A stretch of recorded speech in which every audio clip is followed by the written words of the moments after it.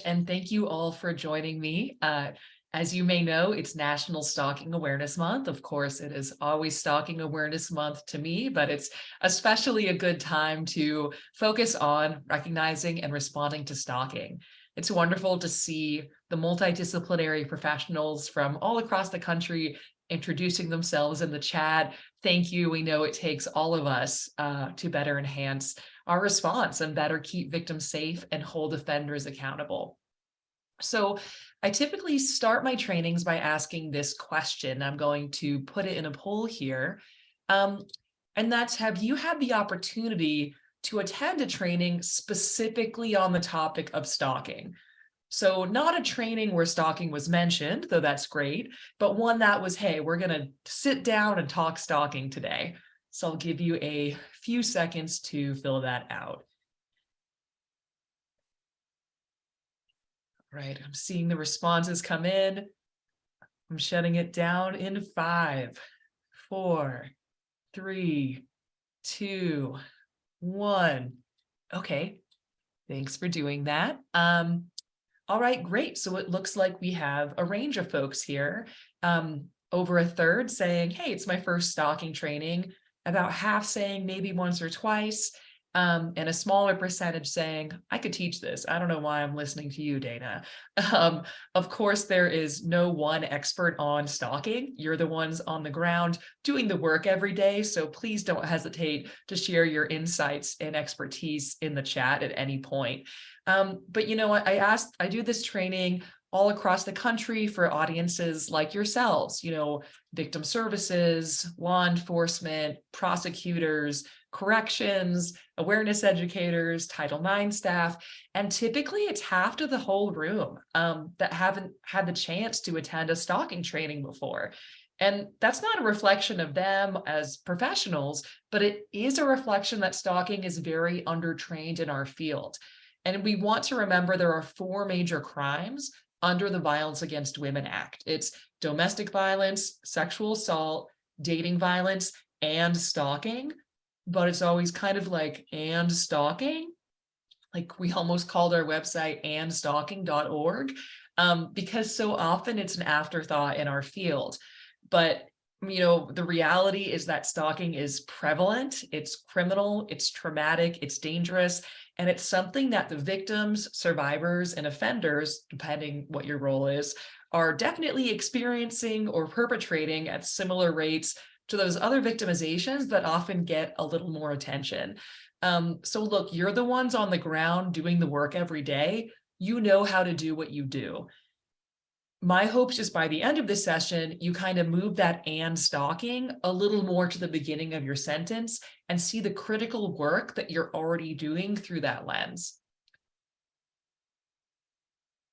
So Spark is funded by the Office on Violence Against Women. We are the technical assistance provider on stalking, and our website is stalkingawareness.org. We did not go with andstalking.org. So we have practitioner guides, and those are broken out by discipline. So we have a section for victim services, for law enforcement, for corrections, for judicial officers, for campus professionals, and so on. We also have training modules and a section for awareness educators. So of course, at Spark, we primarily focus on enhancing the response to stalking, but we have to realize that most victims don't enter the response, right? Most don't report to law enforcement or seek victim services. Most tell a friend or family member first, and how that person responds is really critical. And our public dialogue on stalking is kind of behind those other victimizations like domestic violence and sexual assault. And so, you know, yes, we want to enhance the response, but we also want more people to enter the response. And that's where public awareness comes in, right? And so we have training modules on our website for any folks who do awareness education. There's scripted programs you can just pick up and lead with slides and videos and activities. We have discussion guides on all 3 seasons of the Netflix show You, which is coming out with the new season next month, and other ways to get folks talking stalking without you having to reinvent the wheel. We also have victim resources. So we are not a direct service provider, But we have resources you can share with victims, right? So we have, for example, like these brochures on understanding stalking in English and Spanish. These are free on our website, and you can put your local information here. And that's so if you have something to hand your victim of sexual violence, intimate partner violence, let's make sure we have something for our stalking victims as well. We also have infographics, fact sheets, safety planning guidance, and other resources, and webinars like this one. So if after today you're like, I wish I could hear Dana talk even more, you are in luck, because we have an archive of recorded webinars on our website, and we're called Spark. So I got us to call it the Sparchives. So that was like the pinnacle of my career. So check us out on the Sparchives anytime. We're also on social media. Our handle on there is at Follow Us Legally. If you get our sick sense of humor at Spark, it is legal. We will not charge you or prosecute. We want you to follow us. And sign up for our newsletter. As an anti-stalking organization, we will not contact you excessively or without your consent. So you have to actually opt into our newsletter, and it's one we send about quarterly. So I hope you will connect with us. All right, so why learn about stalking besides, okay, it's one of those 4 crimes and this webinar is happening? Well, stalking is a really important thing to understand. It is criminal, it is traumatic, and it is dangerous. So stalking is criminal. It is a crime at the federal level in all 50 states, as well as US territories, including the District of Columbia. It's a crime on tribal lands and in the military justice system. It might be a misdemeanor or a felony, depending on your jurisdiction and the situation, but it is a crime across the board. A lot of folks don't realize that stalking is actually criminal. So you have victims saying, well, what, should I call law enforcement because somebody's ringing my doorbell or keeps texting me? And of course, a lot goes into a victim's decision to engage with law enforcement or not.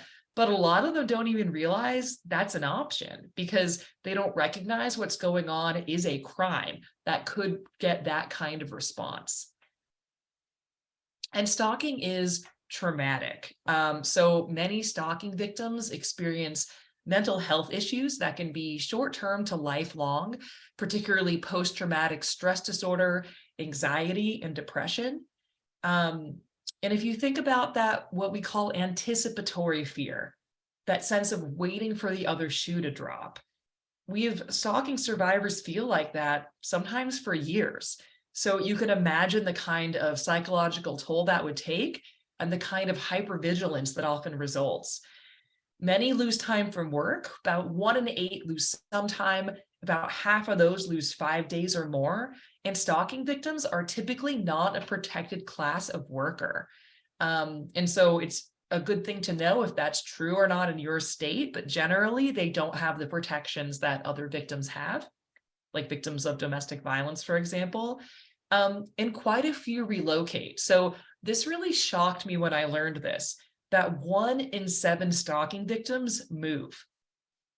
So think how annoying it is to move when you want to move, right? Even if you're excited about moving and it's a good thing, it's still expensive, it's stressful, it's not something you do lightly because someone's kind of annoying you, right? We have 1 in 7 stalking victims relocating to get away from these offenders, which I think helps to illustrate how consuming and traumatic this victimization can be. It's always good to hear from survivors in their own words.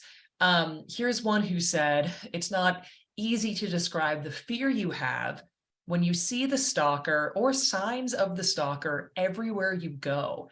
I have given up all hopes of ever having a safe life. For the rest of my life, I will be looking over my shoulder, expecting to see him there." And I like this quote because it illustrates what so many stalking survivors have articulated to me, the sense that it's never really over, that I knew the day probation or parole ended, they'd call me, and they did, right? That they can always come back, and how traumatic that is. And stalking is dangerous. It often co-occurs with physical assault and sexual violence, including but not limited to rape. 1 in 5 stalkers use weapons to threaten or to directly harm their victims.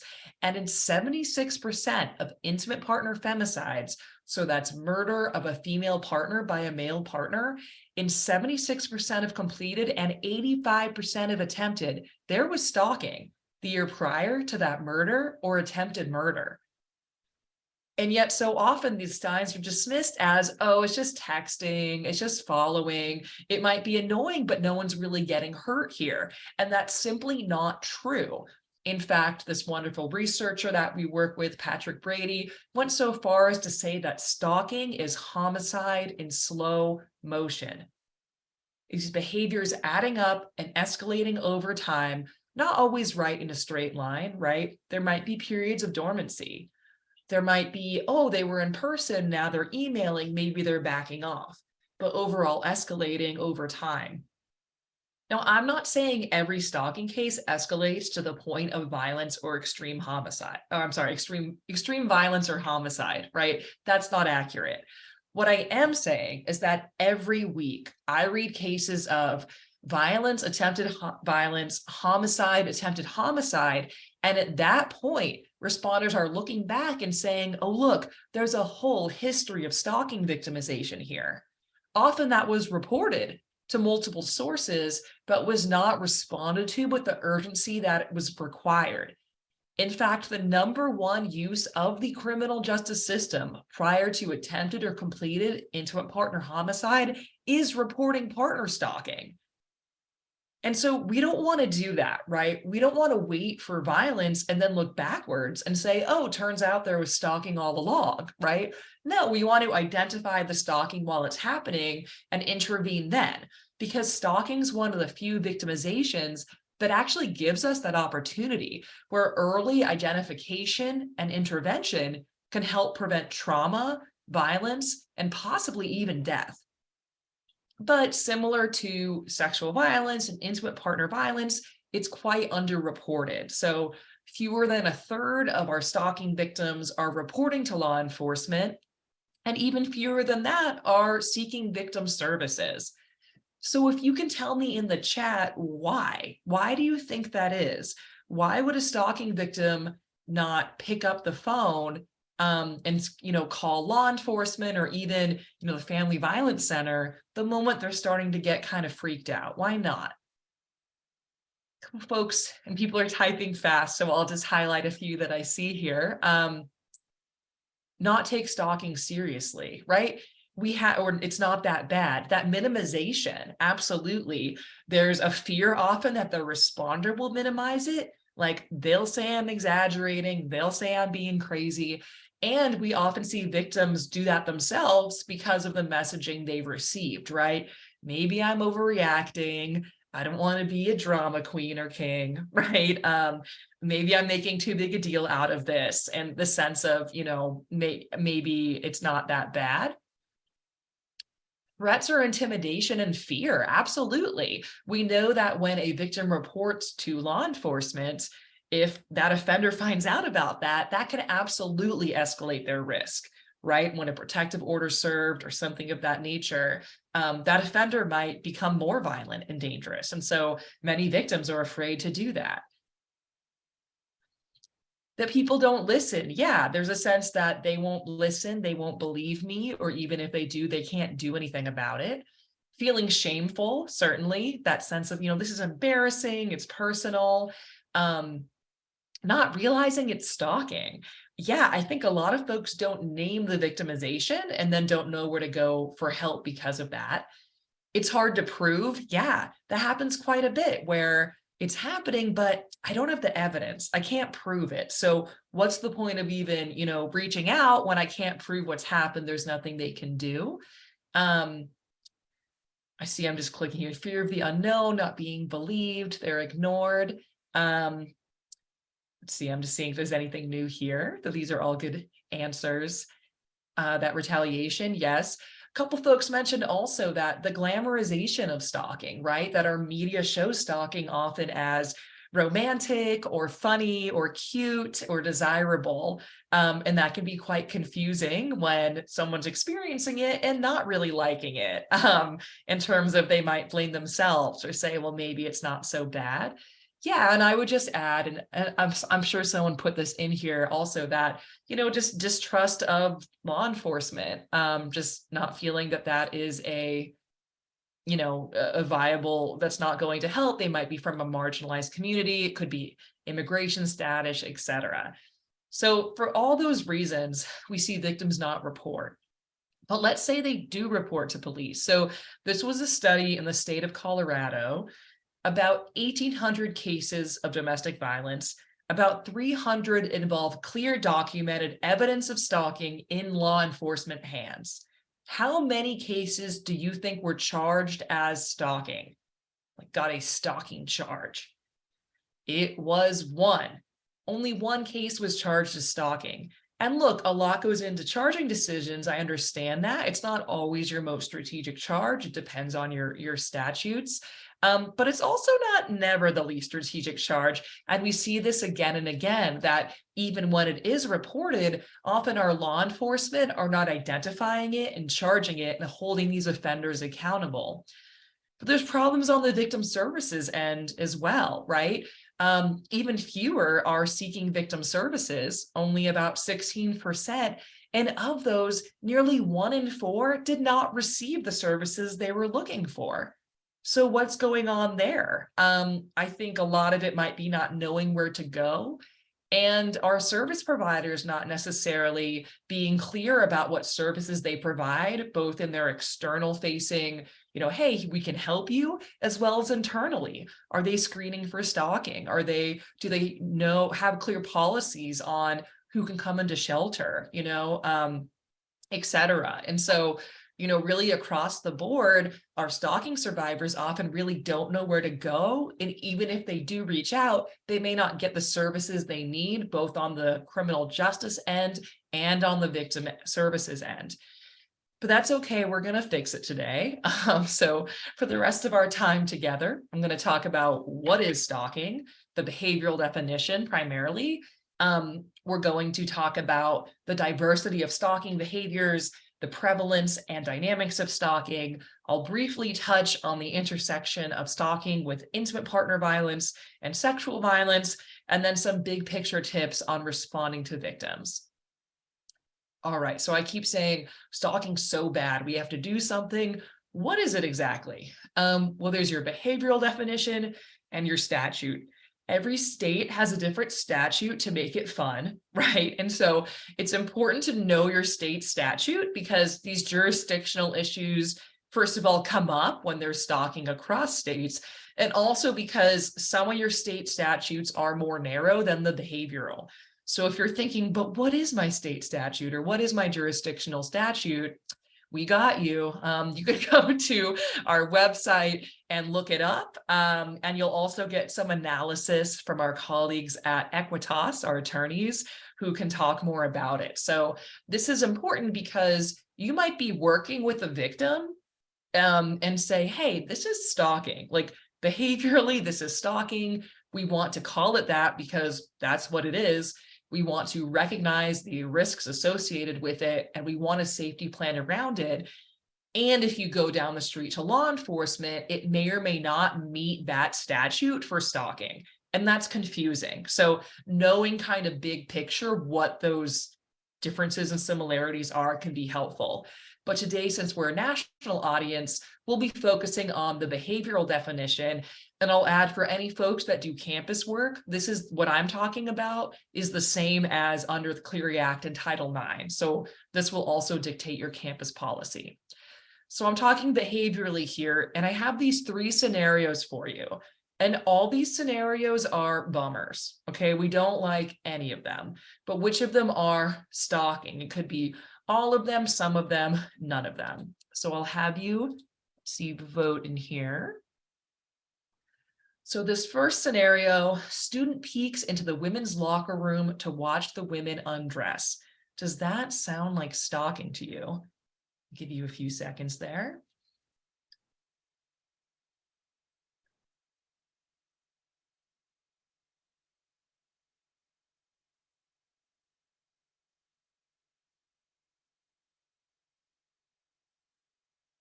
All right, I'm shutting it down in 5, 4, 3, 2, 1.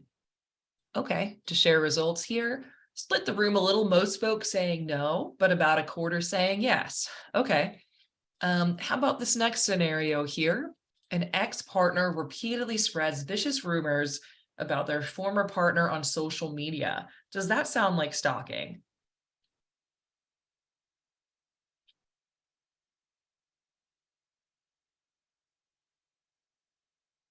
Right? Results are coming in. Shutting it down in 5, 4, 3, 2, 1. Okay, so still controversial, but flipped a little bit. About 2/3 saying yes, about a third saying, a little over a third saying no. Okay.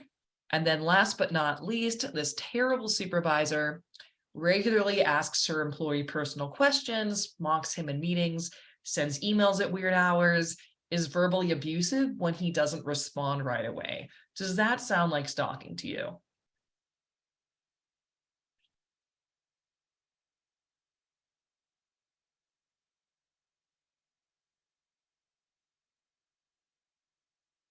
All right, shutting it down in 5, 4, 3, 2, 1.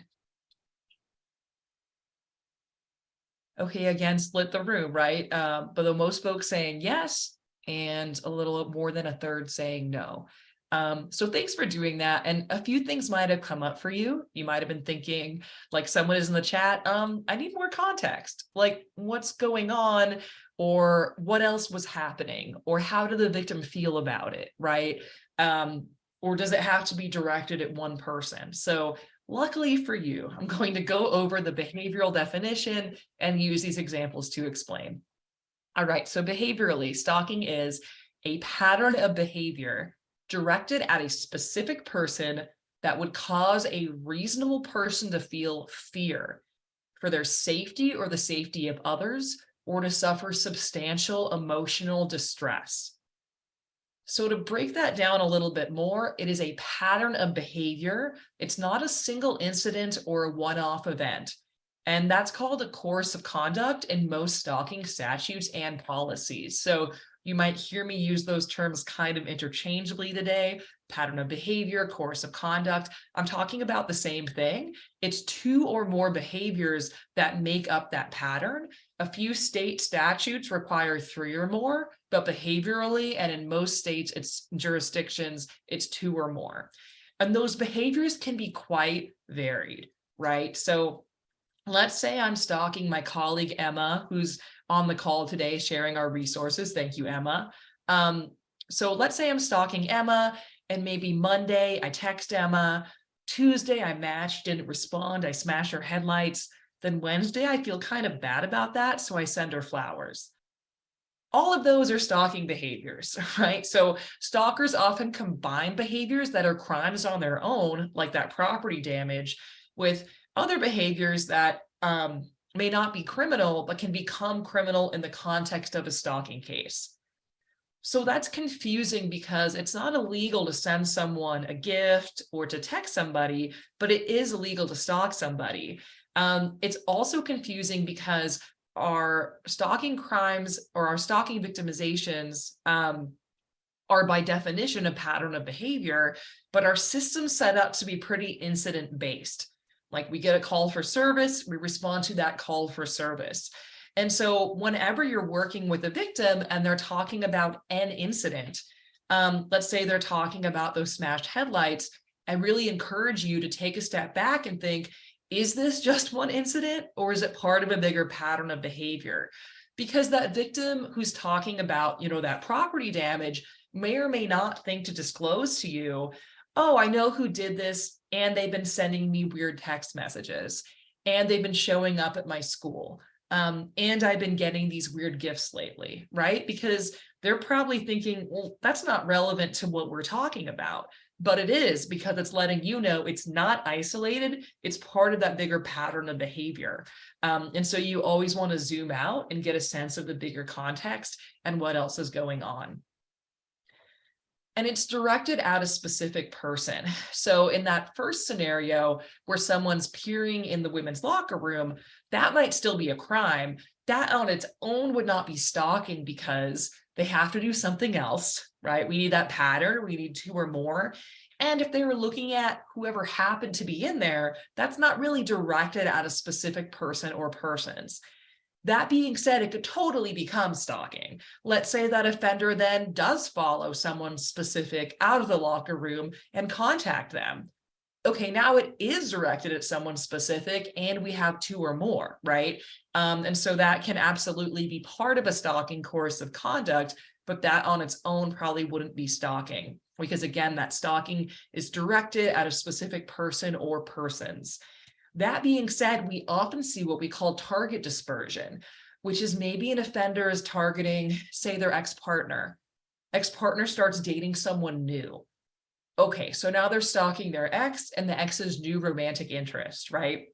And look, our stalkers are trying to get information and access to their victims. So they're likely to reach out to a victim's family, friends, colleagues, partners, and others, right? And so a lot of folks can be involved and even considered co-victimized in a stalking case.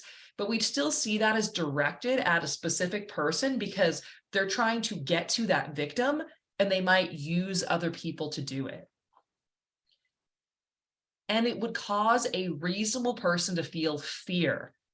So fear is really important to understanding stalking, and it's actually what separates stalking from a victimization it's often confused with, which is harassment.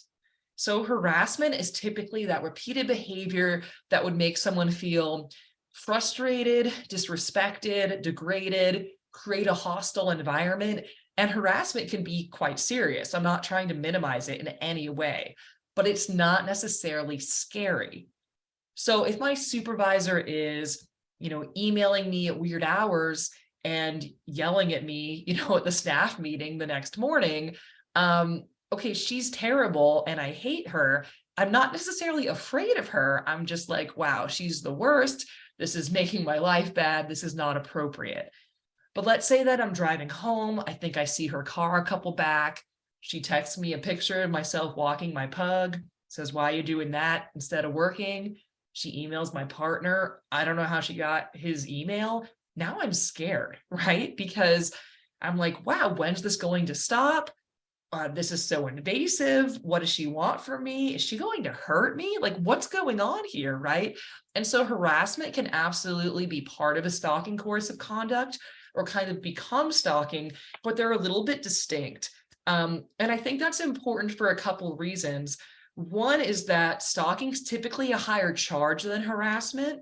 And so when you have both charges available, if it meets your stalking standard, you want to charge stalking generally. There's more accountability there.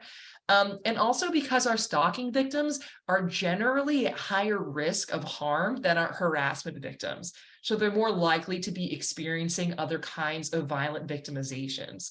And so we want to call it what it is, respond with the urgency needed, and safety plan appropriately for both victimizations. And that means not conflating them. And I see it misused all the time, right? I'll see an article that's like, she got 50 death threats. It was extreme harassment. I don't know about you, but when I get my death threats, I'm not just annoyed, I am scared. So if it's scary, it's probably stalking. But fear of what, right? And so it's fear for around bodily harm, my safety or the safety of others, or that emotional safety. And that's where we bring in emotional distress. And by emotional safety, I don't mean that in a touchy-feely way, like we all feel good all the time, though of course I wish that for you, right? But emotional distress means that someone feels that they are under surveillance, that their life is being invaded, that they are being sabotaged, that they are being attacked, that they cannot live a normal life because of this interference from the stalker. And it's recognizing that people have fears that may not only be of bodily harm. You might be afraid of losing custody of your children, of never having a moment alone again, of never having any privacy again, right? Of an intimate photo being released if you don't make the stalker happy, right? And so The best quote I saw about emotional distress was a survivor who said, "It's like he's taken my life without killing me." So that sense of I cannot live a normal life because of the fear I'm experiencing. So it really comes back to fear. But fear is tough, right? Fear is very personal. Like what's scary to you may not be scary to me, right? And vice versa. So we're going to watch, this is literally a 5-second video, and think about which of these folks you identify with more.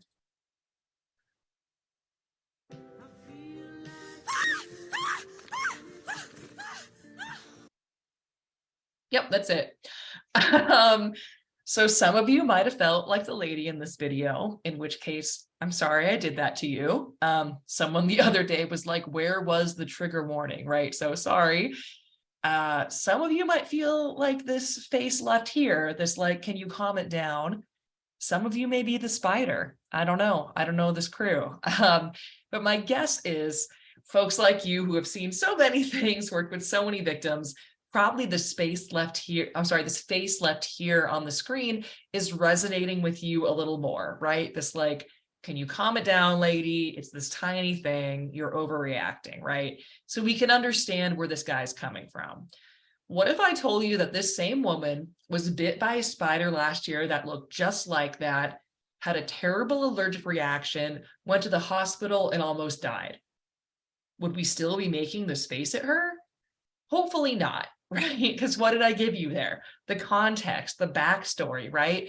And context is critical in stalking cases. It's really everything in stalking cases, because a lot of times what's scariest to a victim or survivor may seem benign or even kind of nice to an outsider.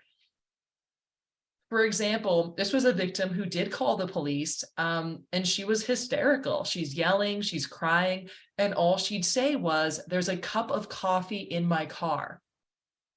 So understandably, the police are not sending out the SWAT team. They're kind of like, great, congrats, it's winter, like happy for you. You know, what is the problem? And eventually she calmed down enough and said, "He's here." So it turned out this was a stalking survivor who had relocated to get away from the offender, address confidentiality, new job, really thought she'd covered her tracks. She leaves to go to work that day. She gets in her car. There's a cup of coffee with his old nickname for her on it. So since we're on a webinar, I can't see your faces, but typically when I tell that story in person, people go like, or like, mm-mm. And what that tells me is a reasonable person would feel fear. It's really scary when we know the whole story. But if all we see is this artifact of there's a cup of coffee in the car, we're like, dude, I wish my car did that. You know, we have no idea what the problem is. And so something may be scary to the victim, but not to you as the responder. And so what you want to do is ask them questions like, what message did that send to you? What's the story behind that? You know, what did you think might happen next? Because those behaviors often have specific meanings only understood between the victim and the offender. The classic, albeit an extreme example, is an offender saying something like, "I'll send you roses the day I kill you." Right? So the victim gets flowers, is terrified. Everyone around the victim is saying, "Oh, that's so thoughtful," because they don't know about that specific meaning. And so it's context that makes stalking scary, and it's context that makes stalking stalking, because no one incident is stalking. It's the cumulative effect and the context of what else is going on. How are these behaviors adding up? And also, while it's not illegal to send somebody flowers, it is generally illegal to threaten to kill somebody, right? And so it's often the context that criminalizes these otherwise non-criminal behaviors. The truth is, if a victim's afraid or in distress, even if it doesn't make a ton of sense to you at first, they probably know something you don't, right? They probably have a good sense of why, and we're just not quite getting it. So we're going to watch the next few seconds of this video and see how it plays out.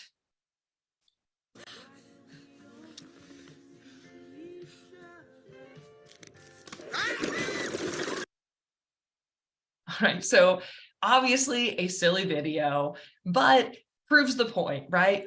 We don't want to be that guy. And this happens in our stalking cases quite a bit, where we have a victim in a lot of fear and distress and a responder saying, it's just a text message. Like, why are you freaking out? They'll knock it off. When who was on point the whole time? It was our victim. There is no better risk assessment than a victim's own fear. So if a victim's afraid or in distress, they probably know something we don't. But is it fear, right? So in that video, we can tell the woman's afraid because she's literally jumping and screaming.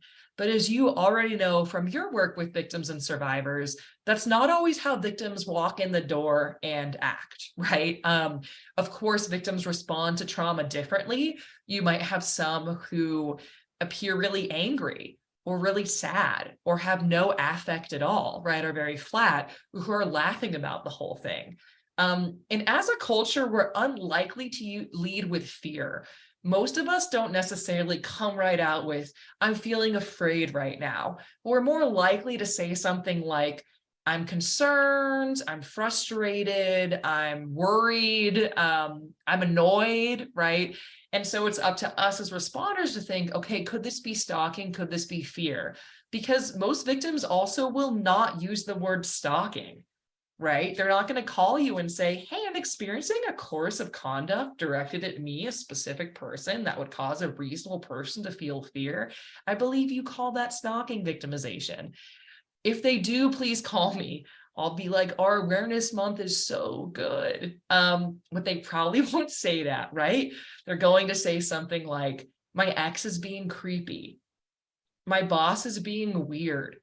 An old friend is making things awkward. My neighbor's harassing me, right? And we need to kind of be listening for that stalking and that fear. We also see a lot of minimization, which can make this difficult. And you all mentioned that earlier around that lack of reporting. And we see that even when victims are kind of disclosing, right? So, for example, there is a law enforcement officer who shared the story with me. They were the regular point of contact for a stalking victim. They called to check in. Victim's in a really good mood. And the victim said, today's a great day. He's only driven by my house 10 times. And the officer is like, what do you mean? That's ridiculous. It's 9 a.m. That is a nightmare. And the victim said, yeah, but usually by this point of the day, he's driven by like 25 times. So I think it's going to be a low-key day. So it's not that this victim's unreasonable, right? But she is responding to repeated trauma by normalizing what to most of us would be pretty scary. And that's where behaviorally that reasonable person standard is kind of helpful, because if you have a victim saying, oh, it's fine, they follow me and threaten me and are in my devices and all that, as long as they don't bother my kids, right? You can kind of take a step back and be like, is it fine? Or would a reasonable person feel fear, right? Would most of us feel in that situation be afraid? And that can also help assess, is this stalking or is it something else? Another helpful way to assess for fear when victims may not articulate it is to ask victims what they've changed as a result of the victimization. Because I've had victims say, like, I'm not afraid of them, but I left their picture with my apartment front desk security. I changed my routes to and from work. I bought some pepper spray. Oh, and I got like a Ring doorbell so I can see who's coming to the door. Oh, and I don't take the bus anymore. I just take Uber or Lyft. Okay, so those aren't all changes you make when someone's kind of annoying you, right? To me, that indicates a higher level of fear or distress. And so ask about those accommodations. This is really evidence of fear and distress, right? And I'm not saying, excuse me, I'm not saying that victims should or should not do these things.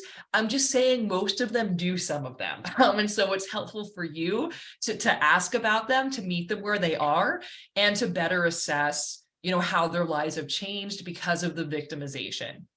So ask about things like changes to accounts. Did they block the offender on social media? Did they change their own phone number? Did they used to share location, now they don't, right? Have they spent money on safety devices or accommodations? Those could be things like, I changed the locks or I bought security cameras. Could also be things like, oh, when I was on my way home, I saw them parked outside my, my house. So I stayed at a motel and here's the receipt. Increased security or privacy measures. Those might be purchases, but they could also be behavioral. Like you might have a daycare center saying, oh yeah, we never used to hear from this person. And now they're calling 3 times a week saying, make sure no one else picks up my kids. Right? That's an increased security measure, as well as those changes, right? Changing, not going out at night anymore, not walking alone, locking all the doors, all of those kinds of things. And financial impacts. Have they had to spend money on property damage? Have they lost wages from work? In what other ways is this impacting them? All right, so that is your behavioral definition of stalking. And instead, I really encourage you to check your state statute as well, and happy to do a deeper dive with you on those statutes. So prevalence and behavior. Stalking is an extremely prevalent victimization. This is new data from the CDC that came out last year, showing nearly 1 in 3 women and 1 in 6 men experiencing stalking in their lifetime. And I'll say we know that people of all genders experience stalking, absolutely. This is the best available national data. That's why I'm repeating it to you this way. So if you're familiar with the data around intimate partner violence and sexual assault, it's quite similar in prevalence, right? Where domestic violence impacts around 1 in 3 or 1 in 4 women, depending what study you're looking at. Sexual violence, usually 1 in 4 or 1 in 5. So stalking's right up there. And yet for so many folks, first stalking training, no national stalking hotline, few, if any, standalone stalking crisis centers, right? And so there's really just a lack of resources for these victims, even though they're experiencing this victimization at similar rates to those others that we tend to spend more time and resources on. We know our sexual minorities generally experience higher rates than our heterosexual folks. So particularly our lesbian women, gay men, and our bisexual women experience higher rates on average. So again, people of all genders experience stalking. Our women are more likely to experience it than men, and the vast majority of victims report that the offender is male. That is regardless of the victim's sexual orientation. That's true overwhelmingly for female victims. Over 80% of the time, their offender's male. But it's also true about 40% of the time for male victims. About 40% of the time, the male victim's offender's male. So what's going on there? Like, why are men stalking other men? Well, some of it's an extension of power and control from same-sex relationships. And some of it's that target dispersion I mentioned earlier, where, for example, you have an ex-husband stalking an ex-wife, she gets a new boyfriend, now he's stalking the new boyfriend as well. That's not all men stalking other men, but that is a significant piece of it. So if I look for pictures of stalking, which I do because I'm fun, okay, this is the kind of stuff I get. And so as you see, it's a lot of alleyways, hoodies, strangers, kind of creepers in the alley. I like this person in the middle left wearing like a mask and a hoodie and behind a computer, what did not cover their webcam.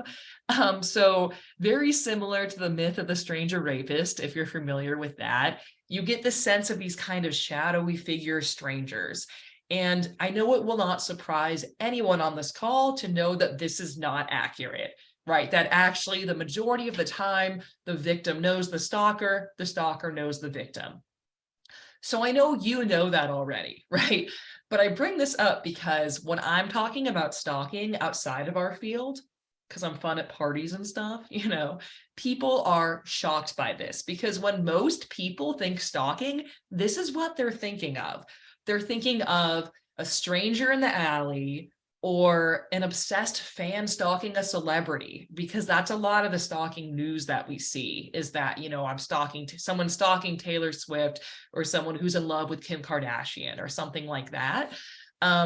Or they think it's like a secret admirer sending them a ransom style note because they're still buying magazines for some reason, right? And all those things can and do happen, but they're the minority of cases. And so that's the challenge, is that, we have victims saying things like, oh, that's not a stalker. That's just my ex having a hard time getting over things. It's not stalking. And again, surprising nobody here, that's a major category of stalking offender, right? So a significant percentage of the time, that stalker is a current or former intimate partner. And I'll talk about intimate partner violence and stalking in a little more depth in just a few minutes. But that's a big piece of it, right? That 32 to 43%. But I also want to make the point that if stalking and intimate partner violence are related about 30, 40% of the time, that also means it's not an intimate partner 60 to 70% of the time, right? So in the majority of cases, it might be an acquaintance. It can be a stranger, though it's relatively rare. It might be a brief encounter, like, oh, I think I met them at a party once. They're a friend of a friend, but I don't really know them. It could be a family member or a person of authority, like a supervisor, an academic advisor, a law enforcement officer, someone with some kind of power over that victim. So I encourage you to think about, in the services that you offer, are you serving all victims of stalking, intimate partner and not intimate partner? If you're not, do you know where to refer them? And if you are, that's great, but would they know how to find you? Because if I'm being stalked by, say, an estranged friend and there was no sexual or romantic relationship, I'm unlikely to pick up the phone and call something called Rape Crisis Center or Family Violence Services, right? Or even to report to the Title IX office that I probably associate more with sexual assault. And yet that's where folks like you are found. That's where the actual victim services are, but it's not intuitive. And so I encourage you to think about, how you're reaching and serving all those victims. And so we have checklists on our website so you can bust these out and be the most popular person at your next staff meeting, of questions such as, is the word stalking on your website? Is it in your mission statement if it's part of your mission? Do you have clear policies on if a victim experiencing non-intimate partner stalking can come into shelter, or is that only for intimate partner violence victims? Do you participate in Stalking Awareness Month to the same degree you might with Domestic Violence Awareness Month or Sexual Assault Awareness Month? Do you have materials to hand your stalking victims the way that you have a packet for your other survivors, right? And so some of these are pretty low-hanging fruit, and some of them are harder, like, are you screening all your incoming victims for stalking? Do you have legal expertise in stalking that you can refer them to? And so I definitely encourage you to take the time and look at this. And if you find yourself saying, hey, actually, we could use a little more of something, reach out to Spark and we're happy to help you get there. I'm not saying it's easy to incorporate all this. And in fact, I recognize it can feel quite burdensome for organizations like many of yours that are primarily focused on intimate partner and or sexual violence. Those are already big victimizations with plenty of work to do.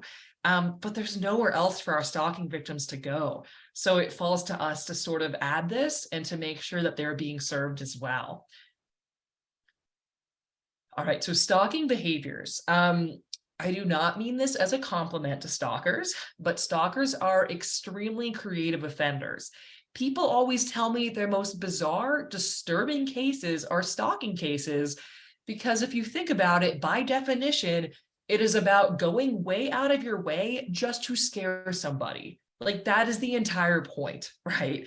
So I read a case where an offender drove 300 miles to carve his ex-girlfriend's name in trees near her new home. Like, that's a stalking case. I've seen a lot of dead animals in the mail cases lately. Those are stalking cases. These, like, ugh, why? That's a stalking case, right? And so because stalkers are creative and engage in so many different behaviors, we also have to be broad-minded and picking those behaviors out and thinking, could this be part of a stalking course of conduct? So one common tactic thing that victims report is an offender breaking into the victim's vehicle or home and not taking or breaking anything, but just leaving some sign they were there. So maybe they leave a can of soda that's the brand the victim knows they like to drink, or they turn the TV on a channel they used to watch together, or they move a lamp they one time argued about where it should go.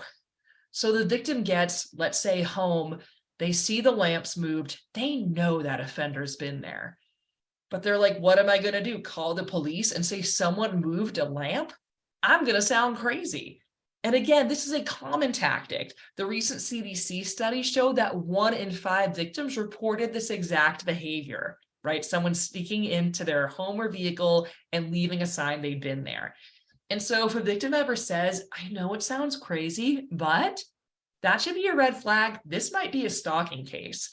And for law enforcement, I'm not saying don't investigate it. I'm just saying let's investigate it, right? Because so often offenders engage in this kind of crazy making behavior that can be highly contextual in nature, hard to prove, and discourage reporting, right? Because they know it's going to sound crazy. When you have victims saying, I'm hearing voices, well, it's quite easy through technology to drop in through an Alexa or a Google Home and to speak to that victim. So these things that sound outlandish, unfortunately, are possible, and we know our offenders are engaging in those behaviors. So there's so many stalking behaviors. We don't have time to list them all or we'd be here forever. But I think these 4 big categories are really helpful. They're by this wonderful researcher, TK Logan, just expand our thinking on stalking behaviors, right? Because when a lot of folks think stalking, they think surveillance. So you get the imagery of kind of someone watching, or binoculars or the camera. And surveillance is a big part of a lot of stalking behaviors, but it's not the only thing, because anything scary that's not the first thing that's happened could be a stalking case, right? And so these categories overlap and intersect, and that's fine. It's just to kind of expand our thinking. So I'm going to go through each and name a few examples. Feel free in the chat to add any that you've seen in your work. So surveillance is pretty much what it sounds like. How is the offender tracking, watching, monitoring, gathering information about that victim? So that could be in person or through technology. We've heard a lot in the news lately about property tags, GPS trackers, using social media to stalk. And so that's often a surveillance tactic, right? Seeing where is that person going? Who are they talking to? And while it's really important to learn more about the use of technology to stalk, and we offer an on-demand, training about that, you can reach out to us. It's also critical to remember that most, not all, but most stalkers that use technology are also stalking in person. So good old-fashioned walking by the home, going through the trash, following in the car, just waiting and watching are still really common stalking tactics. We also see a lot of proxy stalking, which is a fancy way of saying stalking through third parties. So for example, you might have an offender call, say, the workplace and say, hey, oh, when are they working? They're my favorite bartender. I want to make sure I come when they're there. And that third party may have no idea they're helping a stalker, right? Or sometimes they absolutely know they're helping a stalker. And so we sometimes see stalkers who are in custody sending third parties, hey, I'll get in trouble or I can't go, but you check up on this person and report back to me, right? And so sending other people to watch and or threaten that victim. So that use of third parties. So that's surveillance. We also have life invasion. Life invasion is, how is the offender showing up in the victim's life where the victim doesn't want them to be there? So the victim's just trying to get through their day, and there's the stalker or signs of the stalker reminding them, hey, I'm here, I'm part of your day, I'm trying to get to you, right? So we most frequently see that through unwanted contact. That's across platforms, that's across locations. Most of us have our smartphones with us all day, and so they're calling, they're texting, they're on Facebook, they're on WhatsApp. they're on LinkedIn, they're commenting, they're messaging, they're, all of these things, so that every time your phone buzzes or rings, you think, it's probably that person again. You sit down to do your job, they're in your work email as well. So just that constant trying to get to you. It could also be leaving physical items or sending packages or gifts, just showing up. And we see a lot of that inserting themselves in places where they weren't before. So there's a lot of that, like, since when do you go to this church? Since when do you come to our kids' soccer game? Since when do you go to this grocery store that's an hour away, right? But finding excuses to show up in these public or semi-public places to be close to the victim, and or to make friends with, or to harass their family, friends, and social network as well. We also see that property invasion I mentioned earlier. That feels quite invasive to know someone's been in your space. That could be your physical space, like your home or your car, as well as your digital space. Maybe they're hacking into accounts, they're resetting your password. So not only are they looking at what you've done on your accounts, but they're also just kind of in there. And it's, and so that life invasion, right? That here I am. Intimidation, what kind of threats, either explicitly or implicitly, are they making? And a lot of these behaviors are intimidating, right? So again, these categories overlap. It could be those specific threats, those explicit threats that I will harm you, I will do this to you, I'll do that to you. But we also see that symbolic violence. It might be a threatening gesture, it might be a crushed can, it might be, and if we think about the implied threats, like the cup of coffee in the car, especially if there's been violence in the past, what message is that offender really sending? They're saying, I found you and I can get to you. That's quite intimidating. We also see symbolic violence, like, for example, there was a case where an offender would break into the victim's home and cut her underwear. So that kind of symbolic sexual violence. Could be forced confrontations, like they're in the hallway, I don't want to leave my apartment. Threats to harm oneself, that's really scary to our victims, or threats about harming others. It could be family, friends, pets, new partners, colleagues. That's quite scary to our victims as well. And last but not least, interference through sabotage or attack. What is the victim losing or afraid of losing as a result of the stalking behavior? What's actually changing in their life? And so we might see financial and work sabotage. That could be calling customer service to say, guess who gave me such bad service today? It could be hacking into accounts and changing passwords and, spending money, or ruining reputation. And if you remember way back when I started talking, I had those 3 scenarios. And one was that repeatedly spreading rumors. Is that stalking, yes or no? Of the 3, that's, I'd say, the most likely to be stalking.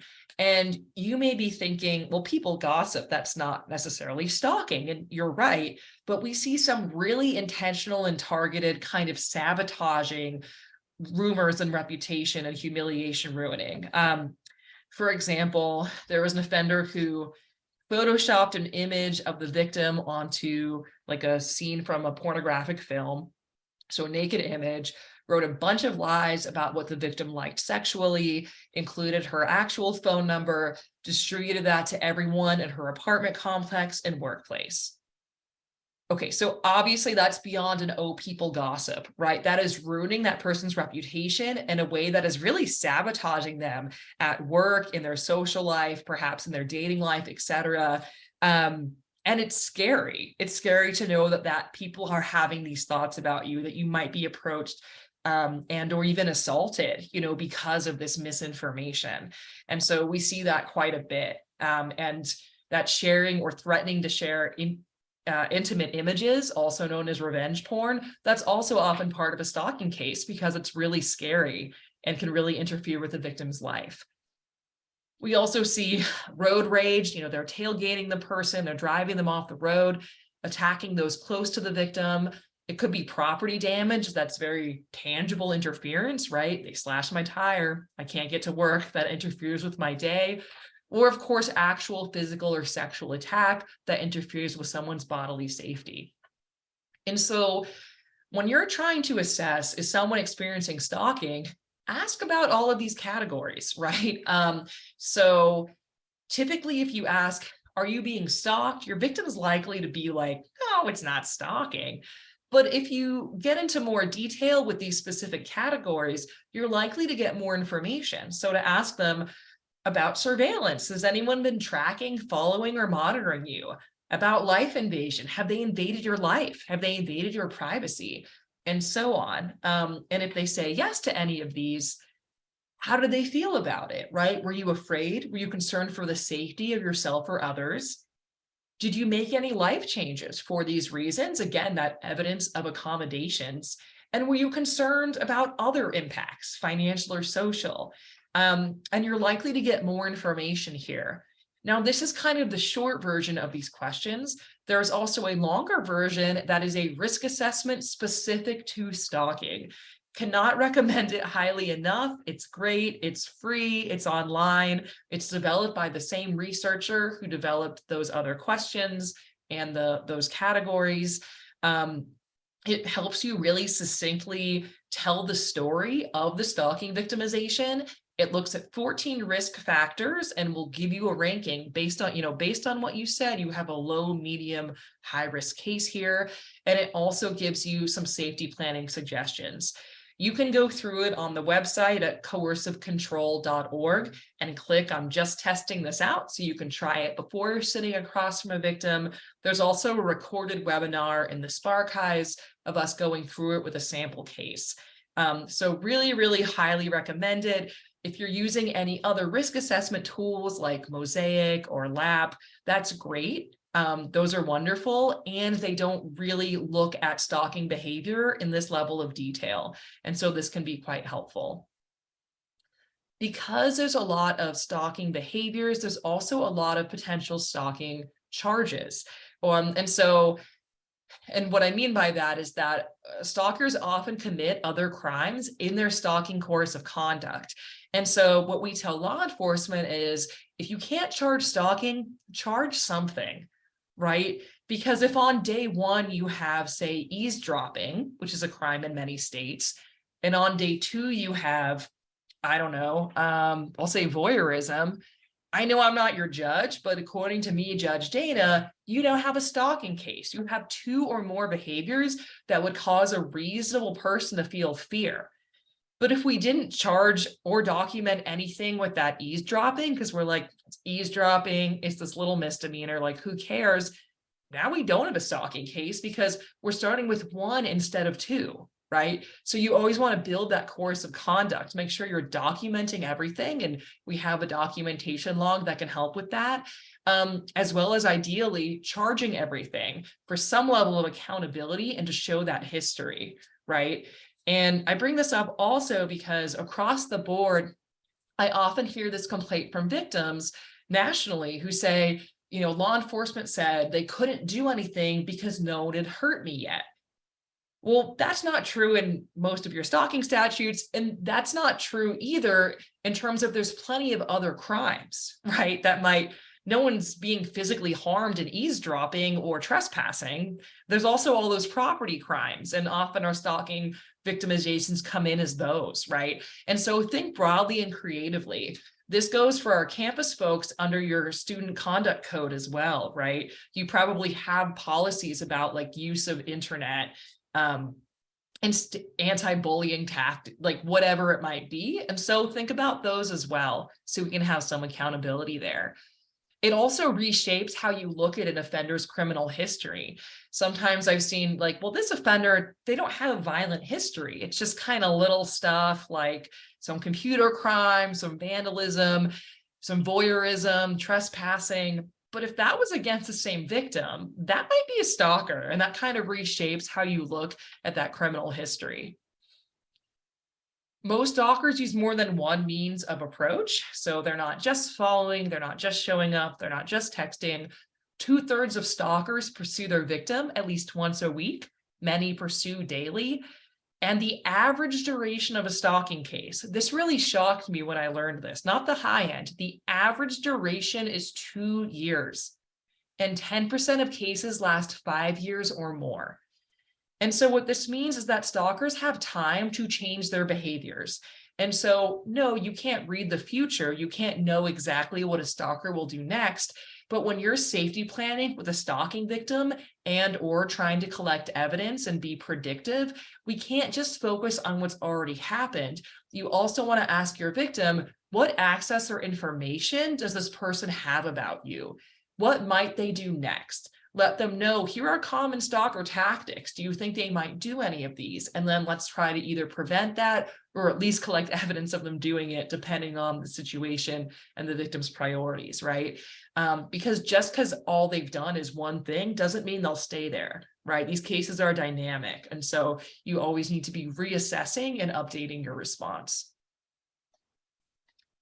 So co-victimizations, I already mentioned that stalking intersects with intimate partner violence, right? Because a large percentage of our stalkers are intimate partners. And so I want to focus in on that piece just briefly here.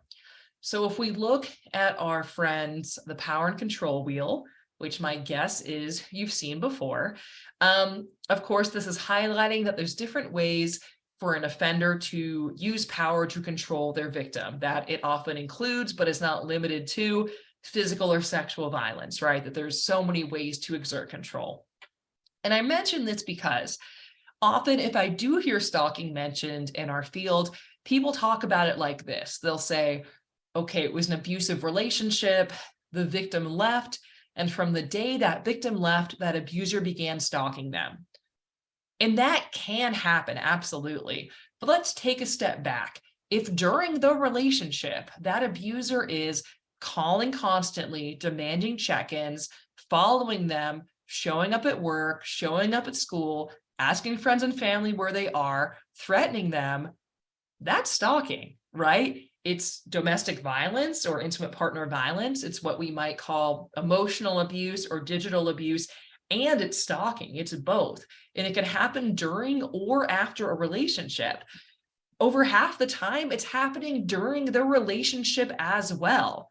And we want to know that. We want to know when they're stalking at any point in an intimate partner violence relationship, because while all stalkers can be dangerous, absolutely, on average, our intimate partner stalkers pose the greatest threats to their victims. They are most likely to be violent and threatening. So why is that? If you can tell me in the chat, like, why would an intimate partner offender on average be more threatening than, say, a stranger or a brief encounter? Like, why?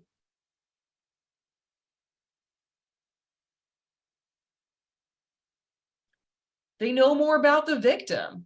They know them in access. Yeah, absolutely. So they know things that are very practical for stalking, like, I know your schedule. I know your mom's phone number, so I can call and say, I'm so worried, I haven't heard. Can you tell me where they are? They know your passwords, right? So they know things like that. They also know what will uniquely traumatize you, the victim. And stalking is all about that. It's about causing that unique, personal, and contextual fear. So if you hated the spider video earlier, your intimate partner knows that. And when it's time to stalk you, it's spider o'clock, okay? They're not using spiders on me. I don't care about spiders. It's spiders for you because they know you hate spiders because they're your intimate partner, right? So it's that access and that information. And so generally, the better someone knows or knew the victim, the more likely they are to be violent and threatening.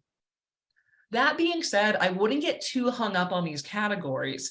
And here's what I mean by that. So especially between intimate and acquaintance, no one uses the term intimate partner besides us, right? No one's like, oh, you got to come home for Thanksgiving.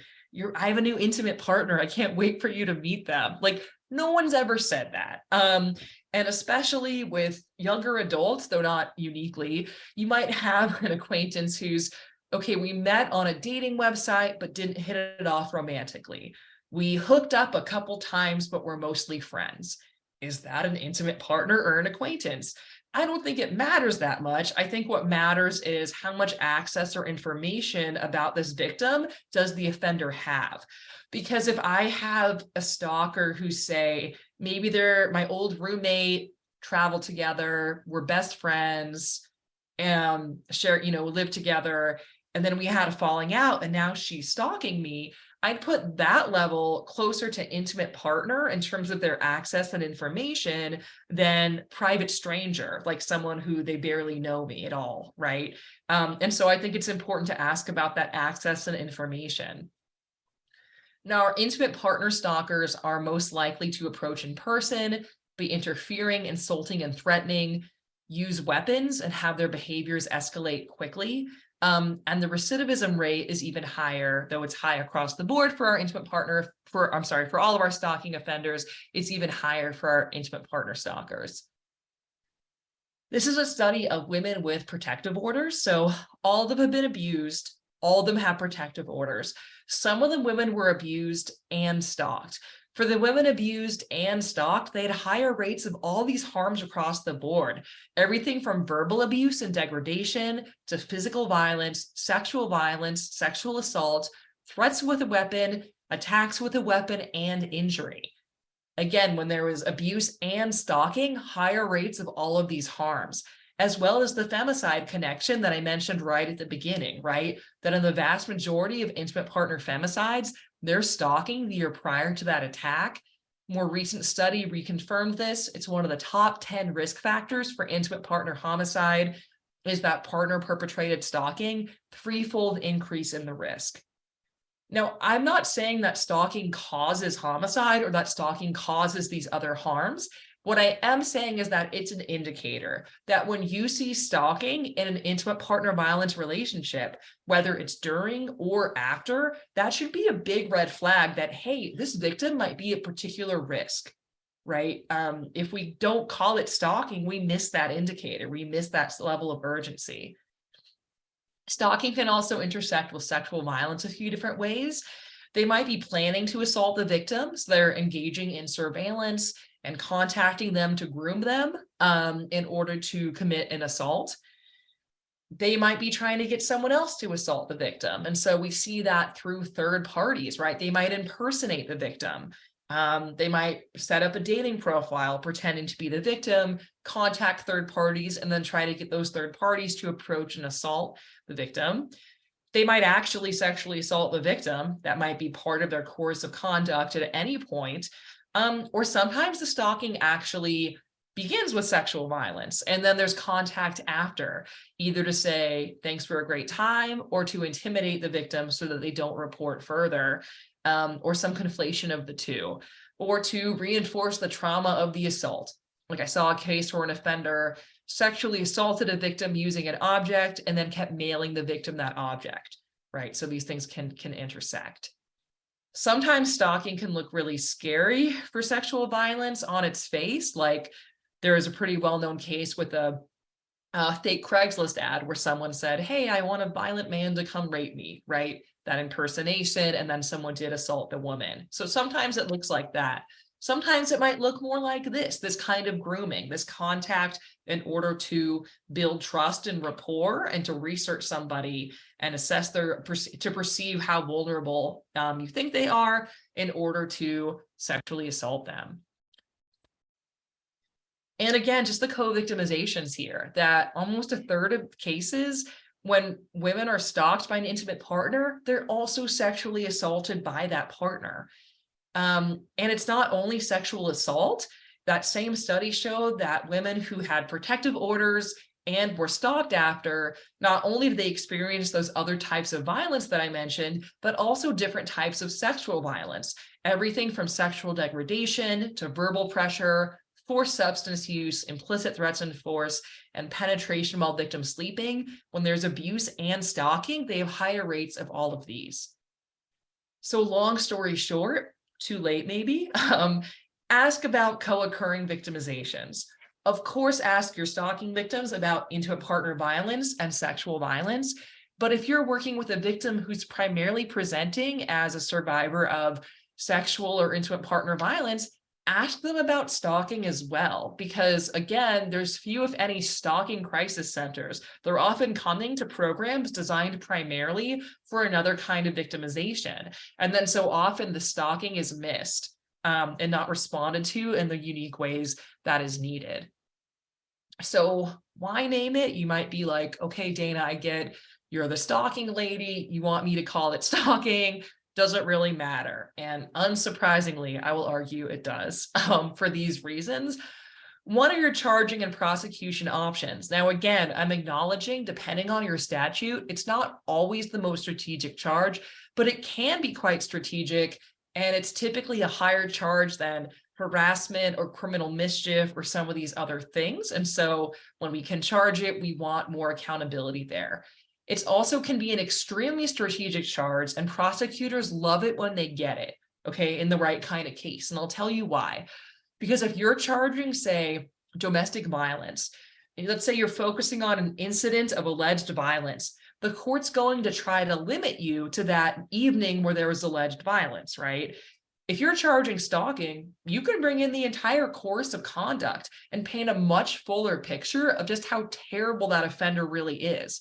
So this is not someone who has an anger management issue and snapped. This is someone who's been doing the cup of coffee in the car, who's been carving the names in the trees, right? Who's been doing all this creepy, disturbing stuff and choosing to do that over time. And that can be quite compelling and also, again, paint a much fuller picture, right? For safety planning, when it's stalking, you want to recognize, okay, there's a higher risk here for other kinds of physical and sexual violence. If we just call it emotional or digital abuse, we miss that red flag. We miss that urgency. Also, you want to be thinking, okay, it's stalking. I'm going to think about surveillance, life invasion, intimidation, interference. I want to use my stalking specific risk assessment. And I'm going to, again, recognize that increased urgency and think about safety planning for stalking. We miss all that, right? If we just can kind of lump it in with everything else. And victim empowerment. Even if a victim's like, I don't want to do any of that. Like, I don't want to talk to law enforcement. I don't want to sit here and make a plan with you. Even just to be able to articulate, I'm experiencing stalking, and that's a real thing. And there are resources available, and I can Google it, and there are other victims. Even that can go a long way and feels a lot better than my ex is being awkward, right? Thing is, I hear the word stalking all the time used incorrectly. So you might have heard or said something like this. It's like totally stalking your pics on Insta. And yes, one can use social media to stalk, but often in our popular usage, that's not what's being described, right? And I'm certainly not saying the popular use of the word stalking is causing stalking, but I do think it dilutes the seriousness of the term, because we know that most victims tell a family member or friend first. So how does that person respond? Do they say, wow, that sounds like stalking? That's really scary. Let's get you some help.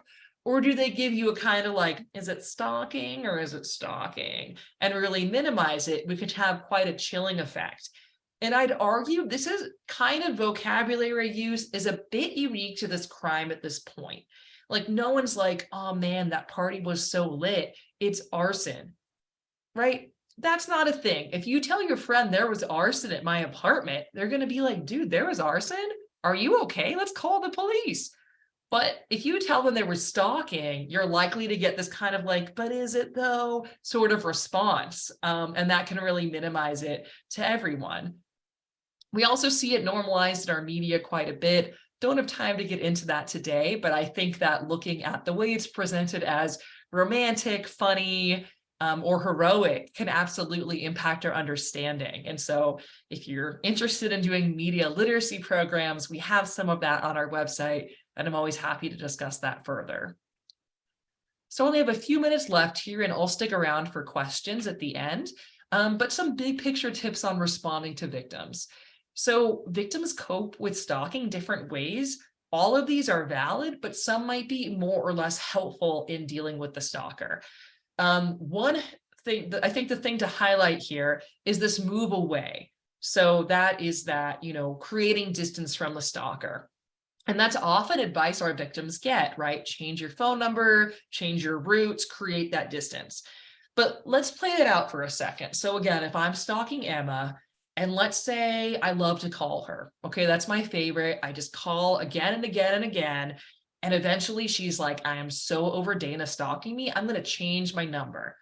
So eventually I, the stalker, call and get, this number is no longer in service. Am I going to be like, oh man, I guess I'll stop stalking Emma and become a productive member of society this day? Like, no, I'm already stalking Emma.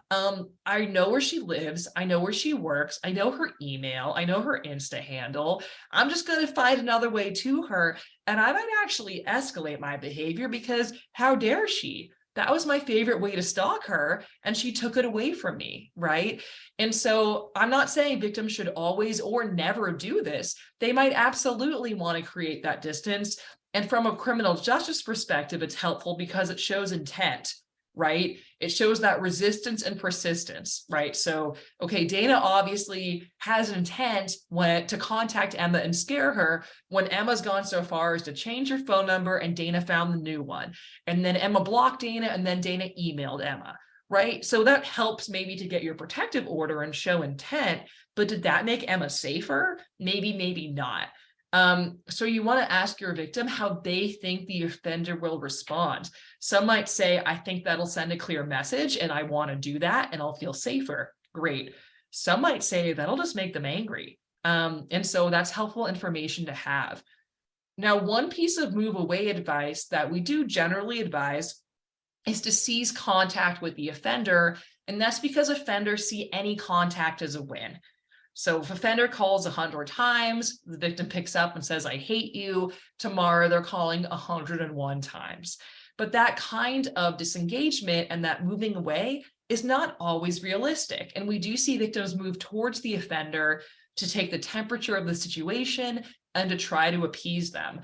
For example, there's a victim who told me about calling the offender at 2 in the morning and talking for hours. And people questioning her, like, well, if you're so scared, why would you call him? And she was like, yeah, I knew he got off work at the bar at 2. I could hear him get in his car, drive home and fall asleep.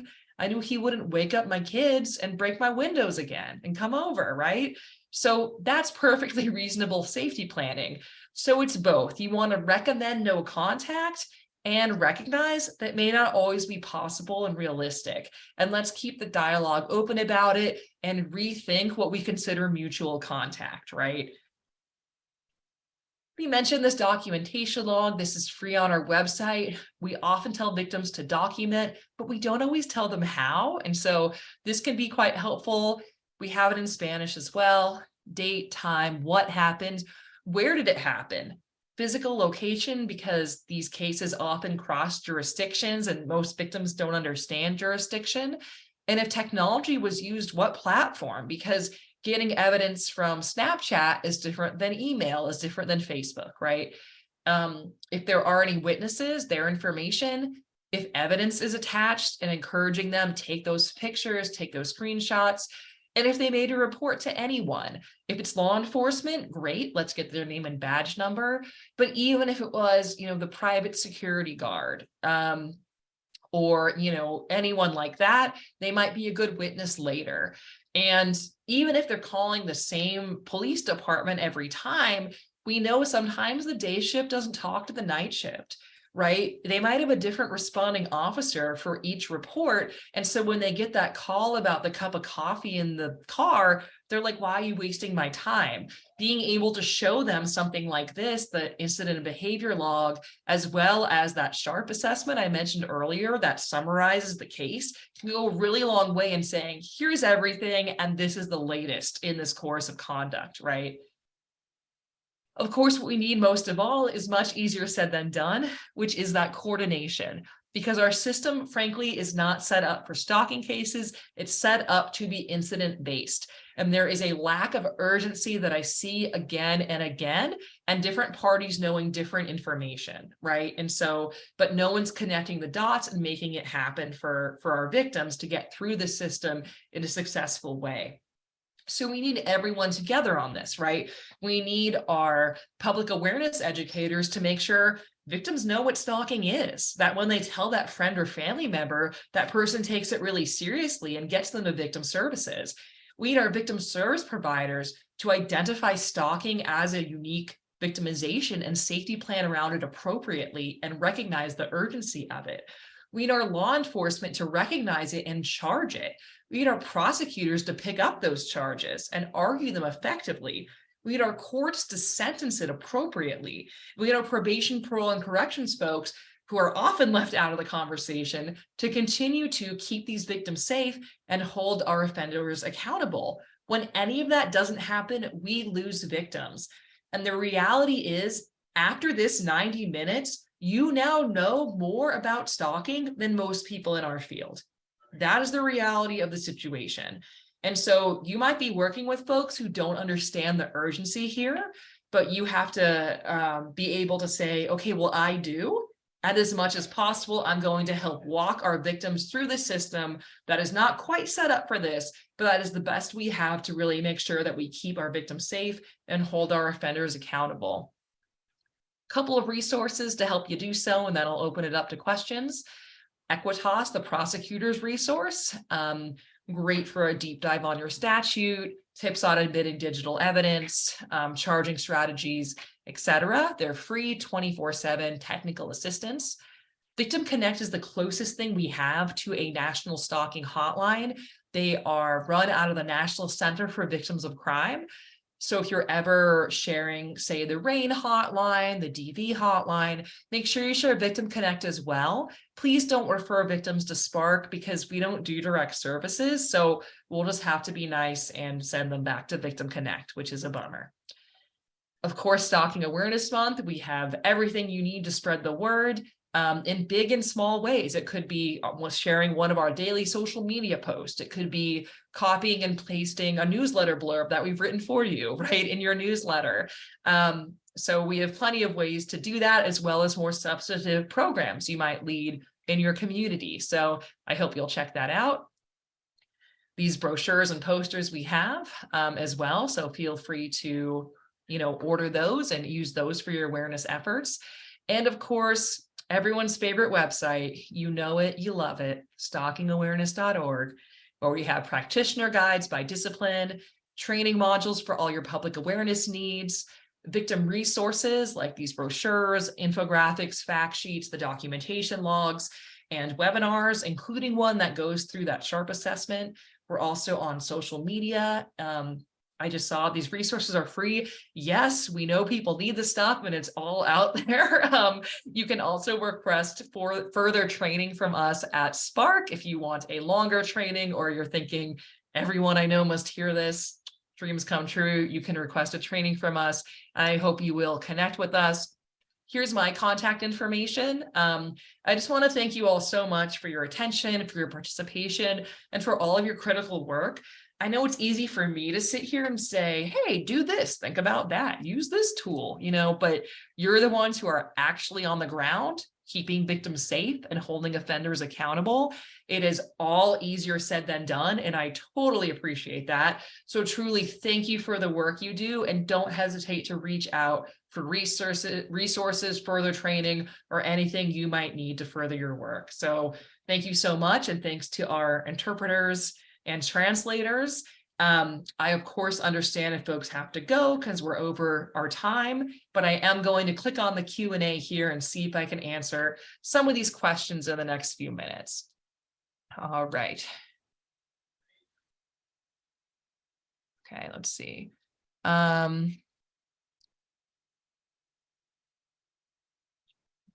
Okay, so sorry, just looking through the questions here. This question, I'm not sure I understand, saying, does the stalking have to be directed at an organization, like a group of named people, and not a specific person? No, it could be at a specific person. It could be at people, like say I'm stalking members of this local political party. I'm stalking members of this fraternity or sorority on my campus. Or sometimes people are targeted because of their perceived or actual marginalized identities, right? And it's really an intersection with a hate crime. I'm stalking the Jewish people going to the synagogue. I'm stalking the LGBT folks I see coming in and out of the center, and I'm following them home, right? And so anytime, it's really just that it's not random. It's not, I looked in the locker room at all the women undressing. that's, again, a crime, but it's not really stalking, because in stalking, you're picking out a person or people and targeting that person or people repeatedly. You're watching them, you're contacting them, and so you're choosing them. So I hope that answers the question. Someone's asking about that, victims telling the offender to stop. So they're saying, is it better to either have a stalker reach out and send a message saying, hey, don't contact me? Or is it better to never respond? So basically, it depends. Wait, I've been hanging out with lawyers too long, right? It depends. Really on your victim and how they think the offender will react. Now, from a criminal justice perspective, it can be really helpful to have a victim give a very clear statement of, do not contact me, you are scaring me, stop. And or have law enforcement do that, right? And so, because if you have a documented note to the offender saying, you're being scary, stop it, and then they continue, it's harder for them to argue, oh, I didn't mean to, or I didn't know. Because a lot of statutes include that intent piece where you need to show that the offender knew or should have known what they were doing was scary. And of course, you have offenders saying, oh, I wasn't trying to scare them, I just sent those death threats because I thought it was hilarious or whatever, right? So you need to show, no, you knew or should have known you were being scary. And so having that clear, you're being scary, stop, and then that continuation can be really helpful for that protective order or from a criminal justice perspective. That being said, any contact can increase the risk to the victim, right? And so a victim might say, I am terrified to reach out to this person and give them any kind of reinforcement. And if I have someone else do it, I'm afraid they'll escalate, right? And so I don't have any data on here's what's better or worse. I think it really depends on the situation. We do have some sample language on our website if victims want to reach out themselves. And again, using that language of fear can be helpful from that criminal justice perspective. So, and I would say too, I mean, if a victim if the contact hasn't been mutual, like say, stalker keeps contacting and the victim's like, well, I haven't responded to them in 2 months and they text me 30 times a day, I would argue, okay, that offender should have known what they were doing was bothering this person, right? That's not normal behavior. They're probably only doing that to the victim, not to everyone in their life. And so, there's no one answer there, but I think that you could still make the argument that they should have known that the contact was unwanted at that point. So I hope that's helpful. Let's see. Has there been any research on the prevalence of digital gift giving as an act of stalking? Not to my knowledge, that in particular, but of course we know that technology is often used to stalk, and it can include that kind of gift giving. I know there was a case kind of well-known case where the offender was in Hawaii and they just kept sending gifts as well as people to the victim's home.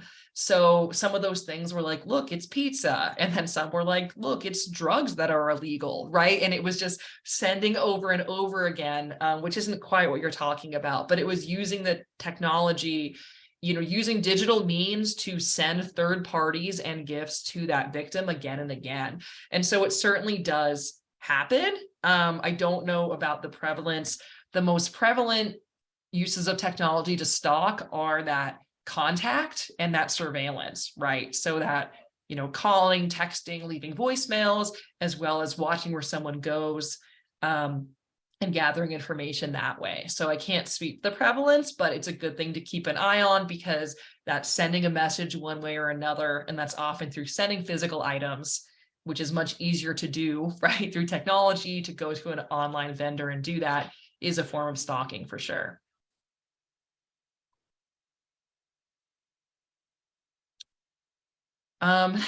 Great question. Someone asked, I once attended a training where a professional said, hey, if you're experiencing stalking, don't call the police. That can escalate. It's best to just deal with it.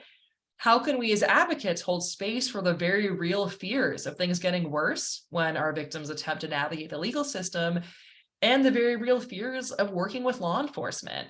It's a great question, and I'd be interested to hear other folks' responses in the chat. I certainly don't have the universal answer for that. I think that the reality is that at this time, our victims have to luck into a good law enforcement response. And some do. I've truly had many victims say, they were so helpful. It helped me be safe. You know, I felt like they really cared. I got these tools. I got connected to resources. Great. But sometimes that doesn't happen, right? And we can't guarantee a good response from anyone, including law enforcement, unfortunately. So I think some of it is, as victim service providers, the more that you can, and obviously you're only one side of this equation, the more you can build individual relationships with individual law enforcement, that's great. So you can refer them places that you feel confident they'll get a good response. And I think, again, it's really trusting the victim's instincts and saying, what do you think will happen, and prioritizing their priorities. Some victims might say, what do you want most of all? Some might say, I cannot let them get away with this. They cannot get away with this. They have to be held accountable. Okay, well, if that's your priority, then yes, that's likely looking at our criminal justice system. We can still make a pro and cons list, but if that's the priority, then yeah, let's get that documentation log. Let's get it moving, right? And let's contact law enforcement. If your priority is, I just want to be safe and I'm afraid about contacting law enforcement, I don't want to go through all of that, that's a valid feeling. Like, I don't think it's our job to necessarily talk victims into it. I will say that for a lot of victims, their perspective changes when they realize that a lot of these offenders, not all of them, but a lot of them are serial offenders. So about 1 in 3 stalkers have stalked before. So it can be worth mentioning, you know, do you think they'll do this to somebody else? That's not the victim's responsibility, but often we find that then victims do want more of that engagement and accountability for their own sake, but also for others' sake. So I don't know if that was helpful at all. Feel free to engage in further dialogue on it. But and also we do a lot of training for law enforcement, right? And so definitely sensitizing law enforcement to this issue, encouraging stalking charges as well as those other charges, right? And so you can certainly refer law enforcement to us for that. Let's see. I know I don't have much time left, so I'm trying to see if there's one question here that might be most relevant. A couple folks have asked about, let's see. Oh, someone, this is an easy one. I would love to get your thoughts on the intersection of stalking and victims of human trafficking. We actually just did a webinar, our director Jen Landheist did, on the intersection of stalking and human trafficking. It's either, Emma, you can tell me if it's on the website or about to be on the Sparchives. So that would do a deeper dive there. But certainly is it? Sorry, I don't think it's on the it's not there yet. Okay, so I don't want to lie to you, but it will be there. It was recorded. But if you think about human trafficking, similar to sexual violence, of course, that's often involved in human trafficking, but you often have our offenders researching victims, engaging in surveillance, contacting them multiple times, grooming them, and then threatening them. Those are all stalking behavior. So I think you'd be hard pressed to find a trafficking case that does not involve stalking. And if we could take the stalking more seriously as a standalone victimization, as well as one that often predicts or co-occurs with other crimes, including but not limited to human trafficking, hopefully we could prevent some of that human trafficking. So there's much more information in that other session, but big picture, these certainly intersect. And I'd love to see stalking named more as a victimization within the context of human trafficking and other crimes. All right, so we're just about out of time here. There's a couple more questions, so sorry if I didn't get to you there. Feel free to shoot me an email. My email is right here. And like Emma said in the chat, contact her for any certificates or anything like that. So thanks again, especially folks for sticking with me after the half-hour mark. Appreciate you. Die-hard fans over here. So thank you. Keep in touch. Happy Stalking Awareness Month. Please follow us. And I hope to hear from you again soon. All right, have a good one.